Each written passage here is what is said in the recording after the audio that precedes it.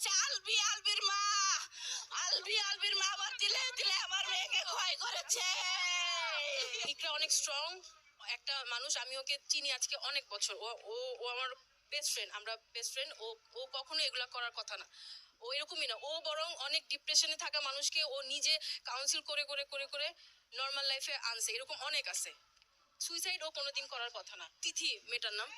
তিথির সাথে ওর রিলেশনশিপ আছে আছে আছে নাই এগুলো নিয়ে আজকে মোটামুটি 2-3 বছর যাবত এগুলো নিয়ে কথাবার্তা। তো ইকরা আগে থেকে সন্দেহ করতো, বাট আলভি এটা প্রতিনিয়তই বলতো যে না আমরা জাস্ট কলিগ। রিসেন্টলি আলভি এটা স্বীকার করছে ইকরার কাছে যে আমি তোমার প্রতি আমার ফিলিংস নাই, আমার সাথে তিথির রিলেশন আছে, অ্যান্ড আমি তোমার সাথে আছি শুধুমাত্র রিজিকের জন্য। ওদের বাচ্চার নাম রিজিক। তিথির সাথে সবই ইকরা শুনছে, অ্যান্ড ইকরা এগুলা নিয়ে কথাবার্তা। ইকরা এগুলা আমাদেরকে ফোন দিছে, আমরা আমাদের একটা গ্রুপ আছে যেখানে আমরা প্রতিনিয়ত কথা বলি, কানেক্টেড থাকি। ইকরা কান্নাকাটি করছে, আমরা ওরা বুঝাইছি। ইকরা রিসেন্টলি হচ্ছে আলভি শুটিং এ নেপালে গেছে, তিথিও গেছে, তিথিকে নিয়ে গেছে। আমরা স্পেসিফিক জানি না আজকে সকালে কি হয়েছে। গতকালকে আগের দিন ইকরা ফোন দিয়ে বলতেছে যে আমি ভিডিও কল করছিলাম, রিজিকের শরীরটা খারাপ, রিজিক ওর পাপার সাথে কথা বলতে চায়, ও ফোনটা পিক করতেছে না। তখন হচ্ছে ইকরা অনেক কান্নাকাটি করতেছিল যে ও ওই মেয়ের সাথে আসছে, আমি জানি ও কোন রুমে আছে, ডিলাক্স রুম সবই। ওর ও ওই দিন আবার ওই মেয়ের বার্থডে ছিল, ওই মেয়ের বার্থডে সেলিব্রেট করার জন্য আলভিওকে নেপালে নিয়ে গেছে। এন্ড ইকরা এগুলো সব জানে।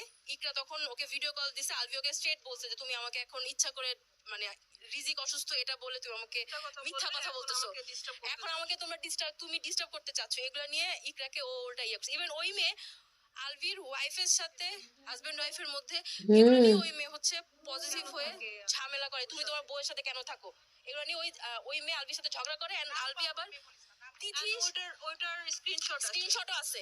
সবার আগে আমি আসছি বেসিক্যালি, বাকি সবাই আসার আগে ওর অ্যাসিস্ট্যান্টটা ছিল আর ওর কাজিন ছিল একজন। ইকরার কথা বলতেছি। তো আমি সবার আগে এসে দেখছি লাশটা। এরপর পুলিশও এসে আমার কাছ থেকে নিল স্টেটমেন্ট। আমি তখন জিজ্ঞেস করলাম অ্যাসিস্ট্যান্টকে যে কখন হইলো কি হলো, কারণ আমাদের সাথে 10টার দিকেও সকাল 10টায়